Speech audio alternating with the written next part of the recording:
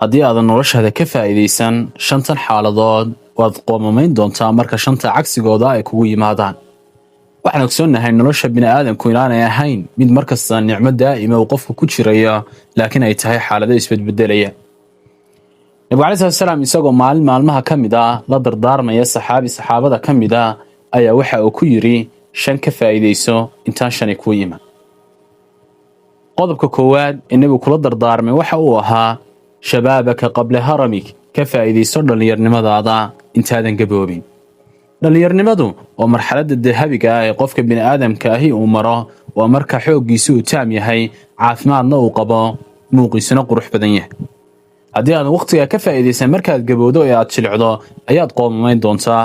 soomaaliduna horey waxay u tiri haddii geeri ku dayso gabow baan ku daynayn. shaacirka carbeed waa tuu lahaa isagoo cataabaya calaacalaya wayaa layta shabaabu yacuudu yowman fa akhbiruhu bimaa facala almushiimu. alla shallaytadaydahay may dhallinyarnimadii maalin uun ii soo laabato si aan ugu warramo siduu gabow u yeelay. sugaanyahankii soomaaliyeed ee salaad carabey waa tuu lahaa wiil 20 u buuxsamaya adduun waa legdamayaane haddaan anigu loo fari aqiin ha'tan lowlabayan in ciradu lamaanaha dhigto laylyan baan ahayee lafta dhabar laxaadka iyo lubbigayga xalay ma ladin laadadiya taahe, taasoo uu ku muujinayo dhibka uu gabowgu leeyahay. qodobka labaad ee nebigu kula dardaarmay saxaabigaas wuxuu ahaa wasixataka qabla saqamik, ka faa'iidayso caafimaadkaaga intaadan xanuunsan. caafimaadku waa nicmo runtii aad qaali u ah, qofku marka uu waayo keliya ayuu qiimaheeda gartaa.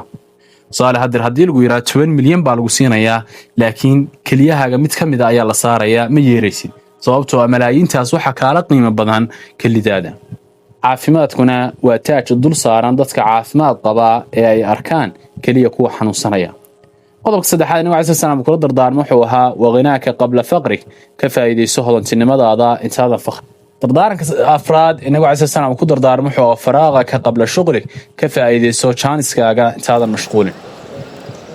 xadiiska waa tuu ahaa nicmataani maqbuulun fiihima kathiiru min annaas alsixatu walfaraaq. laba nicmo inta badan dadku ma dareensana oo ma fahansana, waa caafimaadka iyo firaaqa.